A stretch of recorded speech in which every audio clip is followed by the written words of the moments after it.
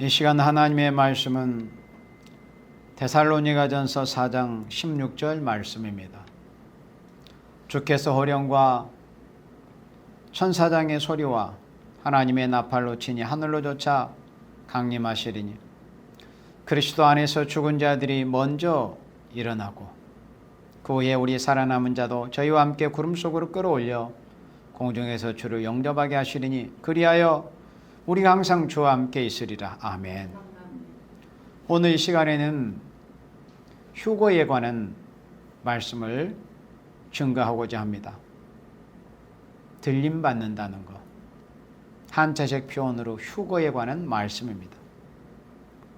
데살로니가전서 4장 16절에서 주께서 호령과 천사장의 소리와 하나님의 나팔로 친히 하늘로조차 강림하시리니, 이 상황은 예수님께서 요한계시록 1장 7절 볼지어다 구름을 타고 오시리라 각인의 눈이 그를 보겠고 그를 찌른 자들도 볼 터요 땅에 있는 모든 족속이 애곡하리니 그라리라. 아멘 하신 그 요한계시록 1장 7절 상황에 해당이 되는 말씀이며, 이후에 또 보겠지만은 요한계시록 11장 12절 말씀에 해당되는 그런 상황입니다. 그래서 지금 이 데살로니가전서 4장 16절 17절 이 상황을 지금 바울이 데살로니가 교회에 하나님의 말씀을 기록해서 편지하고 있습니다. 데살로니가 교회는 참으로 어려운 그런 환난 가운데 있었습니다. 유럽에 세워졌던 그 데살로니가 교회, 큰 환난을 만나기도 했었던 그 데살로니가 교회에 위로와 소망을 주기 위해서 지금 이 말씀을 바울이 붓을 들어서 성령의 감동으로 기록하고 있습니다. 그래서 2000년 전도 지금 이 시기도 성도들에게 가장 큰 위로가 뭐겠어요? 예수님 오신다는 거예요. 2000년 전에도 지금도 가장 큰 그리스도인의 소망이 뭐겠어요? 예수님 오신다는 거예요. 그리고 우리가 예수님 오심으로 우리가 예수님처럼 된다는 거. 그러니까 우리 그리스도인들에게 예수님이 오신다는 거, 우리가 예수님처럼 된다는 거, 주님의 나라가 이 땅에 이루어진다는 거, 그보다도 더 큰 위로가 없어요. 그보다 더 큰 소망이 없습니다. 그래서 그렇게 어려운 가운데서 신앙의 믿음의 선한 싸움을 싸워 나가고 있는 데살로니가 교회에 대해서 무슨 말씀으로 위로를 하고 소망을 해야 될 것인가? 그렇게 해서 성령께서 바울을 감동하셔가지고 그리스도인들에게 최고의 위로, 최고의 소망을 이렇게 기록하게 하셔서 2000년 전에는 이 말씀이 현실이 되지는 않았지만은 하나님의 말씀은 항상 현재 진행형으로 이루어져 가고 있어요. 그때로부터 지금까지 이루어져 왔습니다. 그리고 이제 데살로니가전서 4장 16절로부터 17절 이 말씀은 이제 이 말씀이 현실이 될 시기가 점점 가까웠음을 우리는 확실하게 말씀이라는 창을 통해서 세상을 볼 때 우리가 느낄 수 있어요. 그러나 이 연월 일시는 우리가 절대 알지는 못합니다. 그 누가 어떤 날짜나 시한을 가지고서 말하면 그는 100% 미혹자인 것을 우리가 주의해야 됩니다. 다만 하나님의 말씀이 어떻게 이루어져 가는 것을 보면서 주님 오실 때가 가까웠구나 하는 것을 우리가 알고 깨닫고 각성하고 주의 재림을 준비를 해야 되는 거예요. 자, 그러면 오늘 휴거에 관한 말씀에서 4장 16절에서는 예수님께서 천사장의 소리와 하나님의 나팔로 친히 하늘로 쫓아서 강림하신다. 이 여기서의 강림은 이 지상에서 발을 땅에 딛는 지상 강림을 말씀한 게 아니에요. 공중 강림이요. 흔히 우리가 공중 재림이라 이렇게 표현하는 그 상황입니다. 계시록 1장 7절의 상황이에요. 공중 재림의 상황이요. 이게 공중으로 강림하시는 것.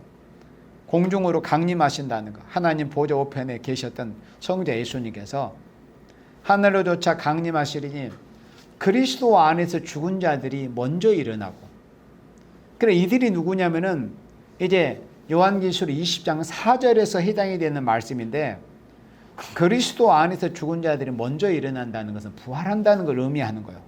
근데 계시록 20장과 연관지으면 이게 첫째 부활이에요. 둘째 부활이 아니고 첫째 부활인데, 예수님이 구름을 타고 오실 때, 또 공중으로 강림하실 때 그리스도 안에서 죽은 자들이 다 일어나느냐?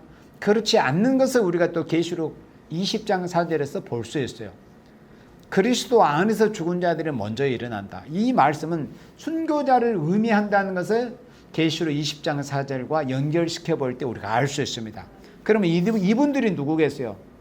최초의 순교자 아벨로부터 전 3년 반이 들어가기 직전까지, 곧 인치는 역사가 시작이 되기 직전까지 순교자에 해당이 되는 분들입니다.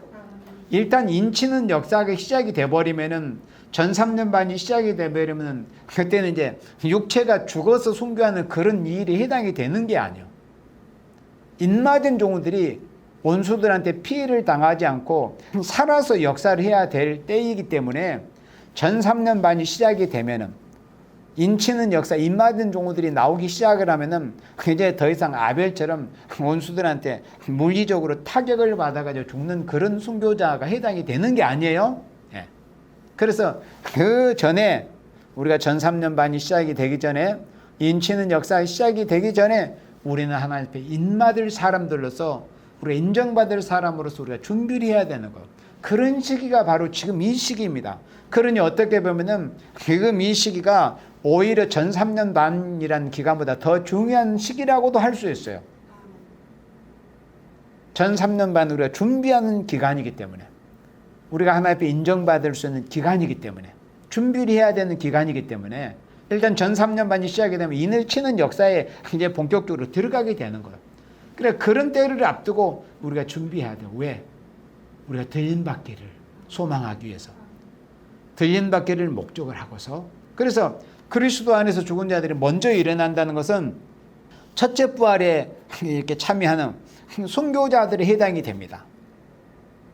휴거는 두 부류가 있다는 것을 우리는 알고 있어요.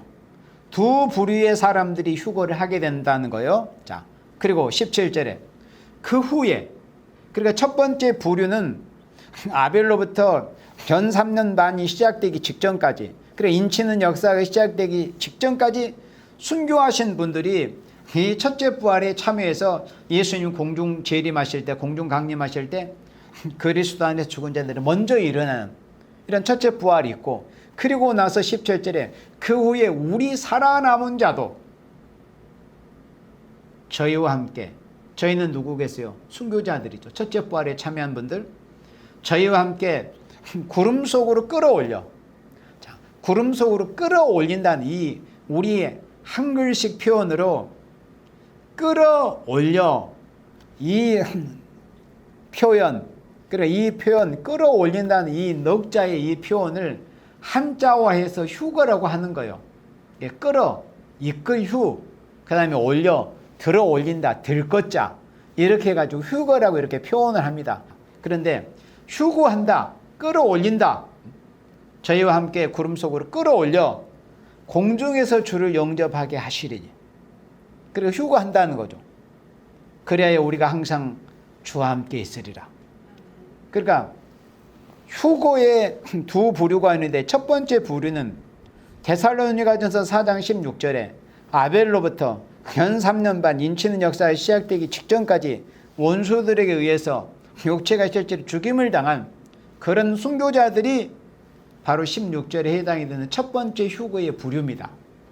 물론 동시다발적인 그런 사건이지만은 일단 부류는 그렇다 그거요. 그 다음에 순교자, 그러니까 아벨로부터 순교자들 외에 다른 부류는 예수님 오실 때 육체가 죽어서 땅에 묻혀가지고 세월이 흐른 후에 부활한 그런 부활 성도들이 아니고, 예수님 오시는 그때까지 1660일 증거하는 그런 증거의 생활하다가 잠시 3일 반 동안 쓰러지긴 했지만 육체가 땅에 묻히지 않았기 때문에 몸이 이제 변화가 된다는 것을 표현을 하는 건데, 그 변화 성도에 해당되는 그 부류가 데살로니가전서 4장 17절에 해당이 됩니다. 그래서 그 후에 우리 살아남은 자라고 그래서 살아남은 자, 살아남은 자도 저희와 함께 구름 속으로 끌어올려요. 이제 구름에 이르게 되는 거예요. 구름 속으로 우리가 끌어올려가지고 구름 속으로 끌려 예수님 공중에서 영접하기 위해서, 그래서 공중에서 주를 영접하는 그런 주님의 공중 강림, 공중 재림의 역사가 있다는 겁니다. 들림받을 휴거의 이런 역사가 실제로 있다는 거예요. 우리가 구약 성경에서도 보면은 창세기 5장에서도 우리 믿음의 선진, 또 우리의 육체의 직계 조상인 에녹 할아버지가 실제로 죽음을 보지 않고 하나님 앞으로 우리가 들림을 받은 그런 역사적인 사건이 창세기 5장 그리고 히브리서 11장에서 기록이 되어 있는 것을 우리는 확실하게 보고 알고 믿고 있습니다. 그리고 열왕기하 2장에서도 엘리야 선지자가 죽음을 보지 않고 불말과 불수레가 이 엘리야를 영접하러 하늘에서 내려오는 그 광경이 보입니다. 그래서 회리바람을 타고 흥천하는 모습이 보입니다. 그래서 엘리야와 에녹을 통해서 변화 성천의 역사가 있을 것을 확실하게 예표적인 역사를 보여주셨기 때문에 이것은 새로운 일만은 아니에요. 우리가 휴거라는 것은 에녹을 통해서 엘리야를 통해서 이미 휴거가 예언적으로 예표적으로 보여진 역사가 2번이나 있었어요. 한 번도 아니고. 그래서 이 예수님 구름을 타고 예수님 공중 재림하시는 그때 성도들이 순교자와 변화 성도가 그 두 부류에, 그러니까 순교자 변화 성도를 계시록 20장에서는 합하여 첫째 부활에 해당이 된다고 그렇게 말씀을 합니다. 그리고 그 첫째 부활에 참여하는 그런 생명, 그런 종, 그런 성도들이 휴거를 받게 된다. 자, 그러면은 데살로니가전서 4장에서 두 부류의 사람들이 휴거하는 모습을 보여줬어요. 그러면 거기서 좀 더 우리가 확실하게 우리가 확인하기 위해서는 요한계시록 20장 4절 말씀을 우리 다 같이 보도록 하겠습니다. 요한계시록 20장 4절 말씀입니다. 또 내가 보좌들을 보니 거기 앉은 자들이 있어 심판하는 권세를 받았더라. 또 내가 보니 예수의 증거와 하나님의 말씀을 인하여 목배임을 받은 자의 영혼들과, 그러면 계시록 20장 4절의 이 상반절에 예수의 증거와 하나님의 말씀, 하나님의 말씀을 인하여 목배임을 받은 자의 영혼들은 데살로니가 전서 4장 16절에 해당되는 분들입니다. 그래서 순교자들, 첫째 부활에 참여하는 분들 중에서 육체가 죽음을 받아서 아벨로부터 전 3년 반이 시작이 되기 전까지 그 첫째 부활에 해당이 되는 순교자들이 해당이 되는 분들이에요. 첫 부류가 목배임을 받은 자의 영혼들과, 그리고 또 짐승과 그의 우사에게 경배하지도 아니하고 이마와 손에 그의 표를 받지도 아니한 자들이 살아서, 이제 우리가 보는 개역에는 살아서라고 되어 있는데 좀 더 쉬운 표현으로는 살아나서라고 해야 확실하게 의미를 더 확실하게 전달이 될 것 같아요. 살아서 하면은 그냥 살아있는 상태인지 죽었다 사는지 확실하지 않은 것처럼 보이지 않으니까 살아나서입니다. 왜? 분명히 3일 반 동안 죽임을 당한 상태가 있었어요, 실제로. 그러니까 살아나서가 더 확실한 표현이에요. 살아서 그리스도로 더불어 1000년 동안 왕노릇하니. 그러니까 짐승과 그의 우사에게 경배하지도 아니하고 이마와 손에 그의 표를 받지도 아니한 자들이 살아나서 그리스도 더불어 1000년 동안 왕노릇하는 이 말씀, 그러니까 계시록 20장 4절 후반절에 해당이 되는 이 말씀이 데살로니가 전서 4장 17절에 우리 살아남은 자도에 해당이 되는 이런 변화 성도에 해당이 되는 부류입니다. 그러니까 휴거를 받는 부류는 순교자와 예수님 오실 때까지 육체가 살아 있어서 1260일 동안, 이제 계시록 11장에서 자세하게 보겠지만은 전 3년 반 기간 동안에 선지자들이 예언했던 말씀을 다시 예언한 그런 역사를 했던 그런 종들, 그런 성도들이 여기 데살로니가전서 4장 17절에 해당이 되는 휴거의 부류이며, 또 요한계시록 20장 4절에서 후반부에 이마와 손에 그의 표를 받지도 아니한 자들이 살아서 그리스도로 더불어 1000년 동안 왕노릇한 이 부류에 해당이 된다는 거예요. 그리고 20장 5절에서 그 나머지 죽은 자들은 그 1000년의 차이까지 살지 못하더라. 그러니까 예수님이 공중 재림하실 때 그리스도 안에서 죽었다고 해서 다 부활을 하는 건 아니에요. 다 부활을 하는 건 아니고 반드시 조건이 부합이 돼야 돼요. 순교자로 하나님 보실 때 순교자에 해당이 돼야 됩니다. 반드시 목베임을 받은. 그리고 꼭 목을 베인다고 해서 뭐 돌에 맞아서 순교했다고 해당이 안 된다는 게 아니라, 그리고 원수들에 의해서 육체가 물리적으로 죽임을 당한 그런 생명들, 또 하나님이 보실 때 그의 삶이 순교자에 해당이 되는, 그건 하나님만이 아시는 거예요. 그런 목배임을 받은 순교자들이 부활, 첫째 부활에 해당이 되는 거지, 예수님을 영접하고 육체가 흙으로 돌아갔다고 해서 예수님이 공중 강림하시는 그때 모두가 다 첫째 부활에 참여하는 건 절대 아니다는 것을 성경에서 이렇게 확실하게 말씀을 해주고 있어요. 그래서 순교자로 인정을 받은 종들만 이 첫째 부활에 참여합니다. 그리고 그 나머지는 천년왕국이 이 땅에서 이루어질 때 천년왕국이 끝나기까지는 그들이 살아나지를 못해요. 그러면 그 그리스도 안에서 죽은 첫째 부활에 참여하지 못한 생명들 언제 부활합니까? 그들은 천년왕국이 끝나고 나서, 이 땅의 천년왕국이 끝나고 나서 둘째 부활 때, 행인심판 때 그들은 부활해서 이제 어린 양의 피가 그들에게 있는 생명들은 그들이 이제 둘째 사망에 던져지지 않고 그 행위심판을 거쳐서 영원한 천국으로 무궁세계로 이제 옮겨지게 되는 그런 과정이 있는 거예요. 그래서 아무나 첫째 부활에 참여하는 것이 아니다. 그리고 여기 20장 5절에 그 나머지 죽은 자들은 그 천년의 차이까지 살지 못하더라. 이는 첫째 부활이라. 이 첫째 부활. 그럼 빌립보서 3장에서 이 사도 바울이 자신이 그토록 원했던 게 뭐냐면은 이 첫째 부활에 참여하기를 소망을 했던 분이 바로 바울이었어요. 그 부활에 참여하기를 자신은 바란다고 그렇게 강력하게 빌립보 교회에 대해서 자기의 희망을 말했습니다. 그는 자기가 죽기를 원한다는 거예요. 죽임을 당해서 순교자의 반열에 자기는 들기를 원한다. 그래야만 이 첫째 부활에 참여할 수 있기 때문에, 일반적으로 예수님을 영접해가지고 그 천수를 다 누리고 평안히 흙으로 간 생명들의 첫째 부활에 참여를 할 수가 없는 거예요. 그래서 첫째 부활에 참여한 자들이 6절 말씀대로 이 첫째 부활에 참여하는 자들은 복이 있고 거룩하다. 그러니까 예수 믿고 죽은 사람들이 다 여기에 해당이 되는 건 아니고 반드시 순교자로 인정을 받아 첫째 부활에 참여하는 자들이 복이 있고 거룩하다. 왜 그러냐? 둘째 사망이 그들을 다스리는 권세가 없습니다. 그들이 하나님과 그리스도의 제사장이 돼요. 그러니까 하나님과 그리스도 앞에서 하나님 앞에 예배를 드리고 제사를 드리는 제사장이 되어서 천년 동안 그리스도로 더불어 왕노릇한다. 그러니까 이 첫째 부활에 참여하는 생명들만 천년 왕국이 이 땅에서 천년 동안 그리스도 나라가 이루어질 때 왕노릇을 하는 거예요. 그러면 왕노릇을 하는 사람이 누구일까? 첫째 부활에 참여하는 사람들이다. 그러면 첫째 부활에 참여하는 사람들이 들림을 받은 사람들이라는 것을 알 수 있잖아요. 데살로니가전서 4장 16절로 17절에는 들림을 받은 사람들이 두 부류의 모습을 보여줬고, 계시록 20장 4절에는 첫째 부활에 참여하는 종들을 보여줄 때 거기서도 상반절 후반절에 두 부류로 갈라서 보여주었습니다.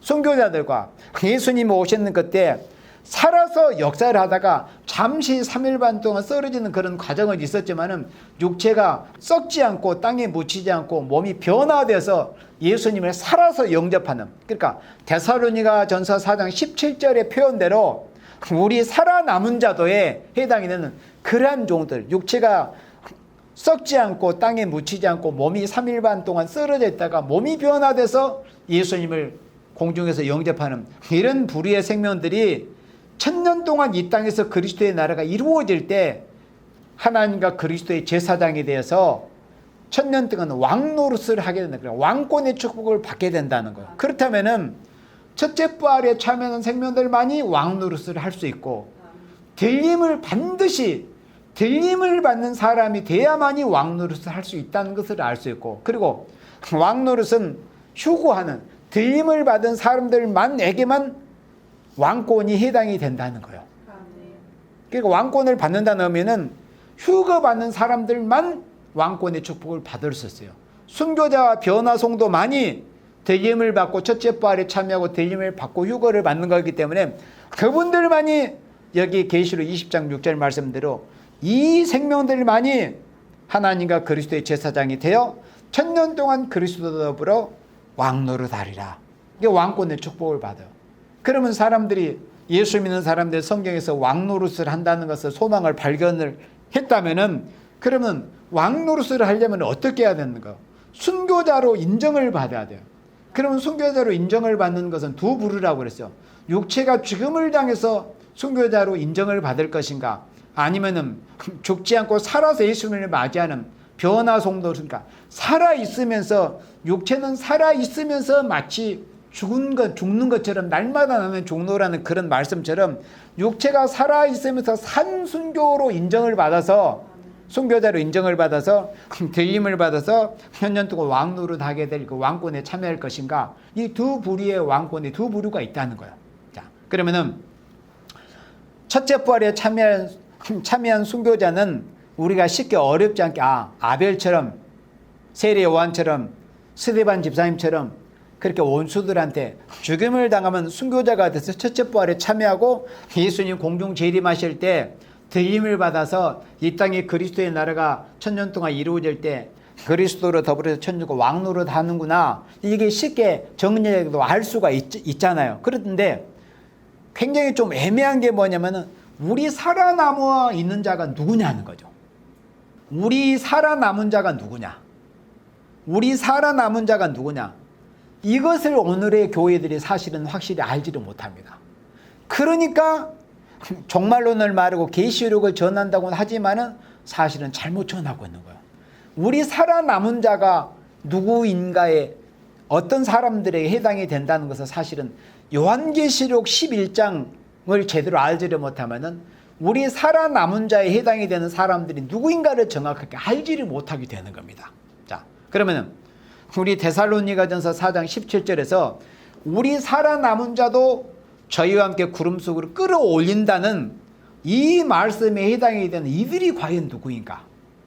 이들이 누구냐면은 바로 인맞은 종들입니다. 계시록 7장의 기록대로 인맞은 종들, 계시록 11장의 기록대로는 청량받은 사람들이 해당이 되는 거예요. 자, 그러면 우리 살아남은 자, 그러니까 원수들한테 아벨처럼 죽임을 당한 순교자들이 첫째 부활에 참여하고 왕노릇하는 건 쉽잖아요. 그런데 우리 살아남은 자들을 이걸 잘못 이해해버리면은 오늘의 교회에 다니고 예배당에 다니는 모든 사람들이 예수님이 공중재림하실 때 예수님을 믿는 상태만 되면은 다 들림을 받는 것으로 그렇게 잘못 오해를 하기 때문에 믿음의 선한 싸움을 잘 싸우려고 하지 않고 십자가를 지려고 하지 않고 주님의 이름으로 받는 고난에 잘 참여하려고 하지 않는 겁니다. 그냥 예수님을 적당히 믿고 있다가 예수님 공중재림하면 다 들림 받겠지. 어떤 종들이 그런 말하는 것처럼 그렇게 생각하기 때문에. 그래서 반드시 데살로니가전서 4장 10절에 우리 살아남은 자도에 해당하는 이 말씀의 정확한 의미를 요한계시록의 말씀을 바로 알아야만이 살아서 예수님을 맞이할 사람들을 우리가 준비를 하게 되는 거예요. 지난주에 예언의 말씀을 지킨다는 의미에 대해서 제가 말씀을 증거했잖아요. 그러니까 그런 말씀을 정확하게 성경적으로 알아야만이 예언의 말씀을 읽고 듣고 지킬 수 있어요. 또 남은 자가 될 수 있어요. 우리 살아남은 자라는 것은 바로 예언의 말씀을 읽고 듣고 지키는 사람들 중에서도 첫째 부류, 그러니까 인맞은 종들이 해당이 되는 겁니다. 이 마지막 시대에 예수를 믿는다고 해서 또 예언의 말씀을 읽고 듣고 지킨다고 해서 모두가 다 들림을 받을 수 있는 것이 절대 아니다. 그러면 누가 예수님 공중재림하실 때 들림을 받느냐, 휴거하느냐, 또 첫째 부활에 참여하느냐, 또 천년시대에서 왕권의 축복, 세세 왕권의 축복을 받게 될 것인가 하는 것을 우리가 이제 성경에서 볼 때 계시록 7장 2절에서 봅니다. 자, 이들이 누구이냐? 우리 살아남은 자에 해당이 되는 그 말씀에 해당이 되는 생명들이 누구인가를 계시록 7장 2절에서 볼 때 또 봄에 다른 천사가 살아계신 하나님 인을 가지고 해 도는 데로부터 올랐을까? 하나님이 인을 치는 역사는 반드시 성경의 기록대로 해 도는 편 동방에서부터 시작이 되네요. 그래서 동방에서 시작이 된다고 해서 이것도 이제 한자적으로 사자성어 하에서 동방 역사다. 우리 세일교에서는 이렇게 표현을 하는 거죠. 동방에서부터 해 도는 편에서부터 마지막 재림 주님을 영접하는 역사가 본격적으로 시작이 되는 그 역사의 출발은 동방, 그러니까 해가 동쪽에 있었지 또 서쪽에 있었답니까? 해 도는 편, 동방에서 뜬다고 해서 동방의 역사다, 이렇게 표현을 하는 거죠. 자, 그래서 해 도는 데로부터 올라와서 땅과 바다를 해롭게 권세를 얻은 네 천사를 향하여 큰 소리로 외쳐 가로되 우리가 우리 하나님의 종들의 이마에 인치기까지 땅이나 바다나 나무나 해하지 말라 하더라. 자, 그럼 하나님의 종들이 이마에 인을 치는 기간이 있음을 알 수 있습니다. 이 인을 친다는 말씀이 제가 지난주하고 지지난주 여러분들에게 말씀을 전할 때 인친다는 그 의미가 어떤 의미라는 것을 제가 말씀을 증거했잖아요.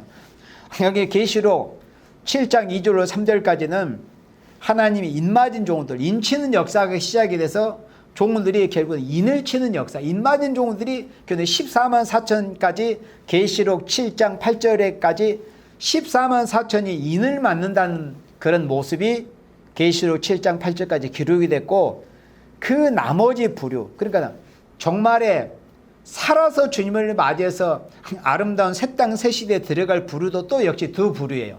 어떤 부류는 첫째는 인맞은 종들의 부류 14만 4천이요. 이 총 합수가. 그러고 나서 나머지 예언의 말씀을 지키기는 지켰으되 그들은 이 인을 맞을 정도는 되지 않고 그 인 맞은 종들이 1260일 동안 전 3년 반 기간 동안 증거할 때, 예언의 말씀을 증거하고 경고할 때 그 예언의 말씀을 듣고서 순종해서 초대교회로 들어온 생명들은 여기 계시록 7장 9절 봅니다. 계시록 7장 9절에 이후에 내가 보니 각 나라와 족속과 백성과 방언에서 아무라도 능히 셀 수 없는 큰 무리가 흰 옷을 입고 손에 종려가지를 들고 보좌과 어린 양 앞에 서서, 자, 이 말씀은 일반 종족에 해당이 되는 생명들이에요. 일반 백성으로, 일반 시민권만 가지고서 환란을 면하고 후 3년 반에 이 세상이 짐승이 통치하는 세상이 될 때 초대교회에서 하나님의 양육을 받고 또 보호를 받아서 이 땅에 그리스도의 나라가 이루어질 때 그들은 일반적인 시민권만 가지고서 어린 양의 보호로서 죄를 사함받고 이 땅에서 1000년 동안 살게 될 일반 종족에 해당되는 생명들이 계시록 7장 9절에 해당되는 말씀입니다. 그래서 요한계시록은 목록적인 그 구원을 받는 그 모습, 구원의 획득에 관한 것을 계시를 할 때 두 부류를 말씀할 때 계시록 7장 1절부터 8절까지는 인맞은 종들의 그런 모습, 그리고 계시록 7장 9절부터 17절까지는 인맞은 종들이 애언하고 증거할 때 그들의 마지막 경고를 듣고 초대교회로 들어와서 보호받고 새 땅의 축복을 받아 일반 종족에 해당이 되는 그 종족으로 구원받는 부류를 계시록 7장 9절 이후로서 보여줬다 그랬어요. 그래서 계시록 7장은 구원의 목록을 보여준 거라고 했습니다. 자, 그러면 인맞은 종들, 계시록 7장 2절로 4절까지 이 인맞은 종들이 어떤 과정을 거쳐서 드림을 받게 될 것인가, 이걸 정확하게 알아야만이 데살로니가전서 4장 17절에서 우리 살아남은 자도 그 말씀의 정확한 의미를 알 수 있습니다. 그러면 그 과정을 정확하게 알면은 이제 다시는 그런 말을 하지를 못해요. 예수 믿으면은 예수님의 공중제일을 마실 때 다 드림받는다, 그 말을 할 수가 없게 됩니다. 성경을 정확하게 알게 되면은. 이게 모르니까 그냥 소망 가운데서 그런 것을 소망스럽게 말을 할 수는 있지만은 성경을 우리가 정확히 알아야 되잖아요. 특히 종말의 말씀은 다림줄이기 때문에 조금이라도 잘못 띄어져 버리면은 큰일 나게 되는 거예요. 자, 그러면 인맞은 종들, 계시록 7장에서 인맞은 종들이 어떤 과정을 거치게 되어서 휴거를 받게 될 것인가. 자, 계시록 11장 1절 말씀을 봅니다. 또 내게 지팡이 같은 갈대를 주며 말하기를 일어나서 하나님의 성전과 제단과 그 안에서 경배하는 자들을 청량하되. 그래서 사도 요한은 이 말씀을 계시로 보았지만은 실제로 인간 종말은 이 말씀이 현실적으로 이루어지지 않겠어요. 실제로. 그러면 종말에도 청량받는 그런 생명들이 나온다 그거예요. 누가? 어떤 사람들이 청량을 받는다고 했어요? 성전과 제단과 그 안에서 경배하는 자들, 그러니까 하나님과 영적 교통이 있는 생명들이에요. 그러니까 영적 교통이 있다는 것은 예배가 상달이 되는 생명이라고 했어요. 기도와 예배가 상달이 되는 생명, 영적으로 하나님과 회개를 통해서 하나님과 교통함이 있는 이런 생명들이 청량을 받아요. 곧 계시록 7장식 표현을 하면은 입맞는 종들이 된다는 거예요. 그러면 입맞은 종들이 어떤 활동 과정과 역사를 통해서 들림을 받게 되느냐, 휴거를 받게 되느냐는 것을 말씀할 때 일단 청량을 받는다. 입맞은 종들이 자 이제 나오는 거예요. 청량받는 종들이. 그리고 2절에서는 이제 입맞지 못한, 청량받지 못한 자들은 42달 동안 후 3년반 짐승이 이 세상을 통치하는 때, 지난주 설교처럼 여러분 원수들에게 후 3년 반에 짓밟히고 만다. 그리고 이제 3절에서 1절에서 청량받은 종들, 그리고 계시록 7장 2절부터 입맞은 종들이 이런 역사를 하게 돼요. 어떤 역사를 하느냐? 3절 이후와 같은 이런 역사를 합니다. 이런 역사에 쓰임을 받은 생명들이 많이 결론적으로 들림을 받게 되는 거, 휴거를 받게 돼요. 첫째 부활에 참여해요. 그리고 1000년 동안 왕노릇 하게 된다 이겁니다. 반드시 이런 과정을 거치지 않으면은 예수님 오실 때 단순히 예언의 말씀을 읽고 듣고 지켜서 천년시대 종족으로 들어갈 수는 있으나 들림을 받는 생명에는 해당이 되지를 않아요. 이런 과정을 거치지 못하면. 자, 그러면 3절에 내가 나의 두 증인에게 권세를 주리니 저희가 굵은 베옷을 입고 1260일을 예언하리라. 그래, 권세를 준다는 것은 증인의 권세를 주신다. 증거할 수 있도록. 그러면 증인의 권세를 준다는 의미와 인을 맞았다. 그러니까 도장을, 내가 너에게 인의 권세, 도장의 권세, 정권을 맡기겠다는 인의 권세와 이 증인의 권세는 똑같은 의미입니다. 그러니까 인을 맞았다는 의미가 증인의 권세를 받았다는 것을 의미하는 거예요. 하나님께로부터 도장, 정권을 받은 종들이만이 다시 예언할 수 있기 때문에, 증거할 수 있기 때문에, 그래서 내가 나의 두 증인에게 권세를 주리니 저희가 굵은 베옷을 입고 1260일에 예언하리라. 그러니까 처음에 전 3년 반이 시작이 되어가지고 1260일이 시작되는 그 첫날부터 인을 맞고 청량을 받은 종들은 그 전 날수 동안 1260일에 해당이 되는 거죠. 그리고 모두가 한날 한시에 전 3년 반이 시작이 되는 그 첫날에다 인을 맞는 건 아니잖아요. 그러니까 그 예언의 전 일수가 1260일이라는 거지 14만 4천이 전체가 모두가 다 1260일에 예언한다는 의미는 아니에요. 그 예언하는 전체의 날수가 1260일이다 그거예요. 아시겠죠? 처음에 인을 맞고 처음에 청량받은 종들은 전 날수를 실제로 예언을 합니다. 그걸 다시 예언하는 날수가 며칠이라고요? 1260일이요. 연수로는 3년 반이요. 개월수로는 42달이요. 한때, 두때, 반때, 세때 반. 3년 반을 예언을 합니다. 반드시 이런 역사, 이런 과정에서 쓰임을 받은 생명들이 많이 휴거를 받는다. 들림을 받는다는 거예요. 자, 그럼 이 역사에 쓰임 받기 위해서는 어떻게 해야 돼요? 입맞은 종들이 된다고 제가 지지난주에 말씀을 전했어요. 반드시 입맞은 종들이 돼야 된다. 혀째아를 피해서 입맞은 종들이 돼야만이 이런 역사에 쓰임을 받는다. 이런 역사에 쓰임을 받는 성도가 돼야만이 들림을 받고 하나님 믿고 이 땅에 그리스도 나라에서 1000년 동안 왕노릇 한다 하는 말씀입니다. 그리고 4절에 이는 이 땅에 주 앞에서는 두 감람나무 두 촛대니, 두 감람나무라는 것은 다윗이 시편에서 나는 하나님의 집에 있는 푸른 감람나무 같으며 그렇게 시편 52편에서 말씀을 했잖아요. 그러니까 다윗의 왕권을 상징하는 거. 두 감람나무, 그러니까 왕권 받은 종들을 통해서 촛대는 계시록 1장의 해석이 뭐라고 됐어요? 촛대는 일곱 교회라고 그랬죠. 그러니까 이 감람나무와 같은 다윗 왕권을 받은 그런 종들의 역사를 통해서 촛대교가 이루어지는 이런 역사가 전 3년 반에 진행이 된다는 것을 말씀을 한 겁니다. 그래서 전 3년 반에 촛대교회 이렇게 나오는 거예요.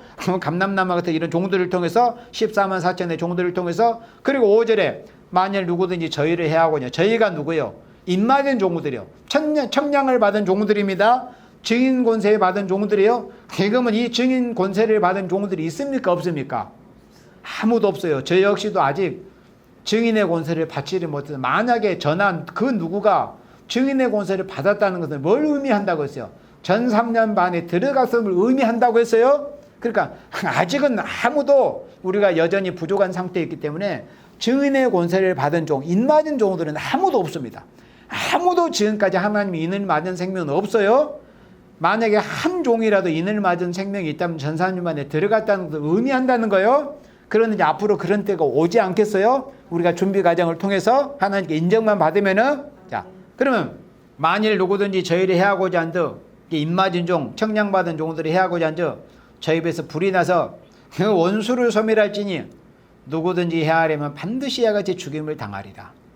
그래, 이 증인 권세 받은 종들, 청량받은 종들, 임맞은 종들을 해하고자 하면은 오히려 그들이 되려 죽임을 당한다는 거.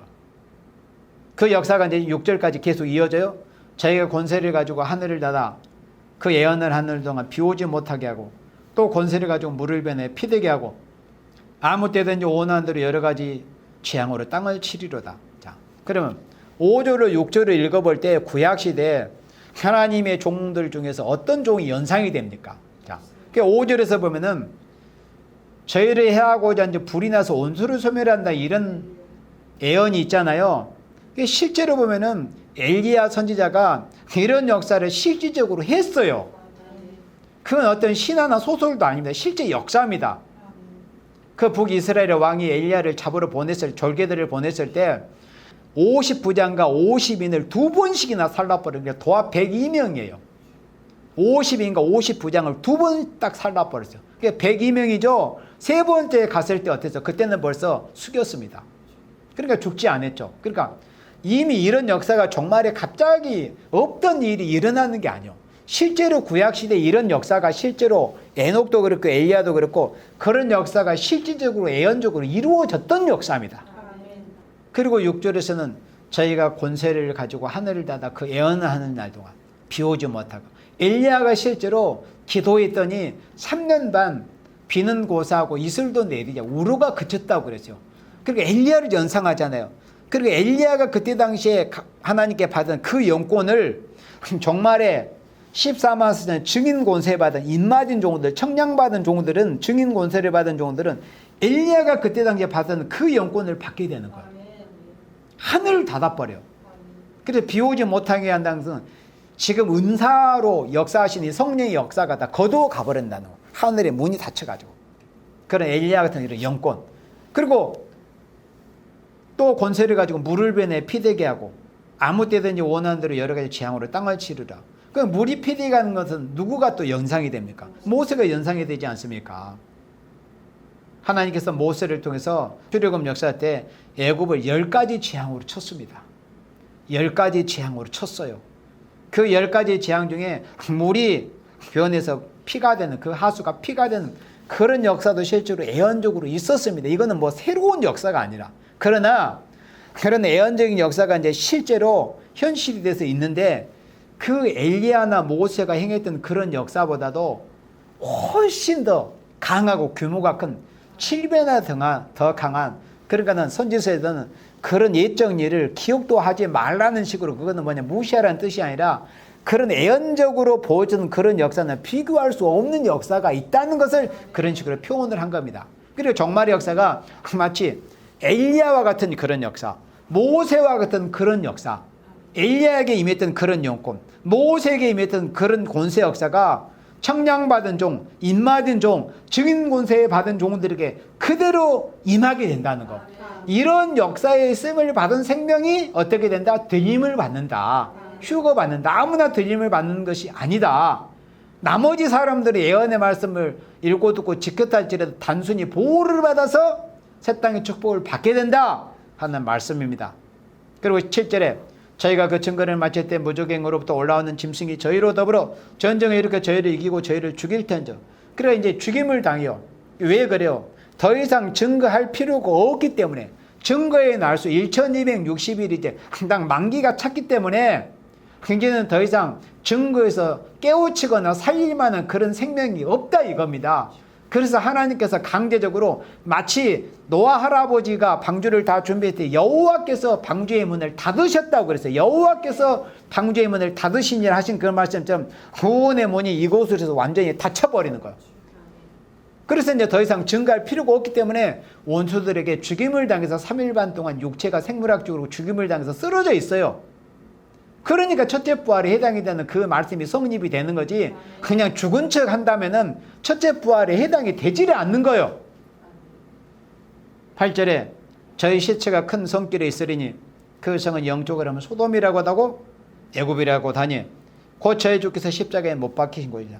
그래서 이 말씀대로 인간 종말이 이렇게 될 것을 예언한 건데, 지금은 이제 실질적으로 이 시간적으로는 이 8절이 아직은 이 시간은 안 됐지만은 지금 이 영적으로 세상이 이렇게 이런 모습화 되어져 가요. 어떻게? 영적으로 소돔이라고 그랬잖아요. 그러니까 전 3년 반 기간의 상황을 말씀했는데 전 3년 반이 하루 동안에 그냥 갑자기 뚝딱 하고 이루어지는 거니까 아니잖아요. 이런 이 인간들의 퇴폐한 모습이 점진적으로 쌓여가지고 전 3년 반에 이런 모습이 이제 되어 가지 않겠습니까? 그럼 이런 세상이 지금도 되어져가 어떻게? 소돔화 되어 가는 거 지금. 그러니까 오늘날 뭐 동성해가지고 차별 금지법 때문에 한국교회가 지금 싸우고 이런 모습이 보이고 있지 않습니까? 왜 그래요? 이 말씀 이루기 위해서 동성애, 그러니까 소돔 고모라가 왜 망했어요? 여러 가지 이유도 있겠지만 성경에 기록된 대로 결정적으로 다른 색을 따라갔다. 그러니까 동성애 때문에 결정적으로 망했다는 성경이 확실하게 증거를 해주고 있어요. 그러면 이 세상에 왜 교회에서도 동성애를 용납해야 된다? 차별하지 말라는 법을 그렇게 편법으로 만들려고 하느냐? 결국은 이런 세상을 만들기 위해서 그러는 거예요. 그러니까 말씀이 이루어져 가는 거예요. 결국 그렇게 될 겁니다. 아무리 막으려고 해도 결국 이런 세상처럼 돼요. 그러나 그런 세상이 되었을 때 우리 기독교인들은 어떻게 신앙의 절개를 지키느냐? 그게 문제예요. 그게 예언의 말씀을 읽고 듣고 지키는 거예요. 지난주에 말씀처럼. 그래서 소돔화가 되고 그 다음에 애굽이라고 다니. 애굽이 뭐요? 전 3년 반 기간의 세상의 모습이 애굽처럼 되는 거. 하나님께로부터 재앙받는 세상이라는 거예요. 애굽이 10가지 재앙으로 망했잖아요. 그러니까 이 1260일 증인 권세를 받은 이 종들이 청량받은 종들이 예언할 때 그때 세상이 마치 애굽처럼 이사야 19장처럼 하나님 앞에 재앙을 받을 수밖에 없는 세상이 된다는 거. 그리고 또 한 가지는 뭐예요? 곧 저희 주께서 십자가에 못 박히신 곳이라.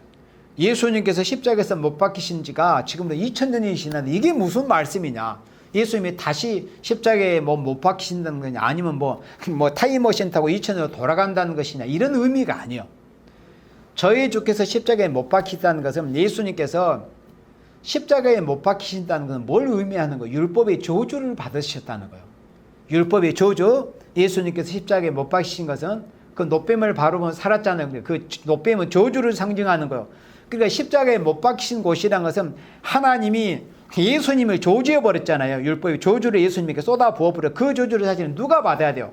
우리가 받아야 돼요. 내가 받고 우리가 받아야 돼요. 근데 예수님이 그 저주를 대신 받았단 말이죠. 근데 십자가는 저주를 상징하는 거예요. 저주의 십자가요. 하나님께 저주를 받았어요. 그러니까 십자가에 못 박히신 곳이란 것은 이 땅이 저주받은 세상이 되었다. 마치 예수님께서 나를 대신해서 그 율법의 저주를 받으신 것처럼 그래서 예수님께서 십자가에 못 박히신 곳이라 이게 저주받은 세상이 되었다는 거예요. 그들은 그렇게 눈물을 흘려서 경고하는 굵은 벼슬 고 사랑의 심정으로 한 생명이라도 살려보겠다고 눈물로 경고하는 그 권세받은 입맞은 종들, 증인 권세받은 종들의 눈물의 호소를 듣지를 않았어요. 그러니까 저주를 받아야 마땅하도다. 저주를 받아 마땅하다는 거예요. 그리고 9절에 백성들과 족속과 방언과 나라 중에서 사람들이 그 시체를 사흘 반 동안을 목담에 무덤에 장사하지 못하게 하리라. 사흘 반 쓰러져 있다는 거예요. 10절에 이 두 선지자가 땅에 거하는 자들을 괴롭게 한 거로 땅에 거하는 자들이 저희의 죽음을 즐거워하고 기뻐하여 서로 예물을 보내리라 하더라. 3일 반 후에 하나님께로부터 생기가 저희 속에 들어가매 저희가 발로 일어서니 구경하는 자들이 크게 두려워하더라. 그러니까 1260일을 증거했던 증인의 권세를 받은 누가 증인의 권세를 받는다고 해서 입맞은 종, 청량받은 종들만이 증인의 권세를 받을 수 있다고 그랬어요. 그 도합수가 14만 4천입니다. 네. 그들이 증거를 마치고 나서 짐승들한테 죽임을 당해서 사흘 반 동안 쓰러져 있었는데 사흘 반이 지나서 갑자기 하늘에서부터 생기가 그 생명들 속에 들어가서 자기 발로 일어서는 거예요. 그러니까 그걸 보고 있던 자들이 원수들이 얼마나 놀랬겠어요. 막 쓰러서 좋다고 막 예물까지 보내면서 막 그런 짓들까지 했는데 갑자기 자기 발로 다 일어서 버리니까 얼마나 놀랬겠어요. 까무라칠 정도 놀라지 않겠습니까? 그리고 나서 12절에서 하늘로부터 큰 음성이 있어 이리로 올라오라 함을 저희가 듣고 이 상황이 데살로니가 전서 4장 16절로 17절에 정확하게 4장 16절로 17절에 해당이 되는 상황입니다. 그러면 이제 알겠죠? 데살로니가전서 4장 16절과 17절만 읽어봐가지고는 우리 살아남은 자들이 도대체 누구인가, 어떤 범위까지 해당이 되는가를 정확하게 알 수는 없어요. 그건 말세 복음은 아니고, 다만 그때 당시에 시련 가운데 신앙생활하고 있던 데살로니가 교회에 소망을 주기 위해서 기록된 성경이기 때문에 정확하게 다림줄적으로 그 순차적으로 정확하게 그런 과정이 설명이 안 되어 있어요. 그러나 계시록 11장을 보니까 우리 살아남은 자에 해당이 돼서 드림을 받고 후유거를 받는 생명들은 바로 계시록 11장 어떤 이런 과정을 거치는 이런 성도, 이런 종들이 돼야만이 1260일 증거를 마치고 사흘 반 동안 쓰러졌다가 예수님 공중 재림하실 때, 예수님 올라오라 하신 그때 첫째 부활 순교자들이 먼저 일어나고, 그 다음 이제 동시다발적인 순서는 있으니까 형님 먼저 아우 먼저 이렇게 해서 순교자들과 또 사흘 반 쓰러졌던 이 변화 성도 14만 4천이 대임을 받는, 휴거를 받는 이런 일이 있게 되는구나 하는 것을 우리가 알 수 있다는 겁니다. 그래서 구름을 타고 하늘로 올라가니, 구름 타고 하늘로 올라가는 거예요. 저희 원수들도 구경하더라. 그래서 구름에서, 공중에서 예수님이 영접해서 예수님께서 사도행전 1장 11절에 너희가 본 그대로 올 것이다, 그 약속의 말씀이 성취될 때 이제 예수님의 신부된 첫째 부활에 참여하는 종들, 순교자, 변화 성도들이 들림 받아서 휴거를 받아서 공중에서 예수님을 영접하는 이런 일이 있다, 이런 말씀입니다. 그래서 입맞은 사람, 즉 청량받은 사람으로서 전 3년 반 1260일 동안 다시 애언했던 사람들이 많이 들림을 받을 수 있다, 휴거를 받을 수 있다. 그리고 그 14만 4천의 1260일 동안의 증거를 듣고 애언의 말씀을 지켰던 사람들은 후 3년 만에 초대교회에서 보호를 받아가지고 단순히 환난을 면하고 새 땅의 축복을 받게 되는 것이고, 반드시 인맞은 종들, 인맞은 사람, 청량받은 사람들 많이 대임을 받을 수 있다는 것을 우리는 오늘 성경을 통해서 분명히 알 수 있다. 그렇다면은 이 시대에 우리가 신앙의 목적을 지난주 설교에서도 마무리를 그렇게 제가 했잖아요. 그러면 이 시대에 우리가 그리스도인이라면은 우리가 어디에 신앙의 목적을 둬야 되겠죠? 예수님이 공중으로 재림하실 때, 공중 강림하실 때 공중에서 우리가 예수님을 영접할 것을 우리가 신앙의 푯대로 세워야 돼요. 그러려면 어떻게 해도 입맞은 종들이 돼야 됩니다. 그러려면 산순교자로 인정을 받아야 돼요. 그러려면 성전과 제단과 그 안에서 경배하는 자로, 예배와 기도가 상달이 있는 사람으로 인정을 받아야 돼요. 입맞은 종으로 인정을 받아야 돼요. 그래야만 이제 들림을 받을 수 있어요. 그래서 이 시대에 우리 그리스도인들의 신앙의 푯대는 확실해야 돼요. 입맞은 종이 돼야 되겠구나. 하나님께 인정받는 그리스도인이 돼야 되겠구나. 예배와 기도가 상달이 되는 정도가 돼야 되겠구나. 하나님께 인정받는 종이 돼서 올라오랄 때 들림을 받을 수 있는, 휴거를 받을 수 있는 성도가 되어야 되겠구나 하는 이런 신앙의 푯대를 확실하게 세워서 예수님이 오시는 그날까지 인정받은 성도들이 돼서 올라오랄 때 들림을 받는, 휴거를 받는 여러분 모두가 되어지기를 주님의 이름으로 축원합니다. 아멘.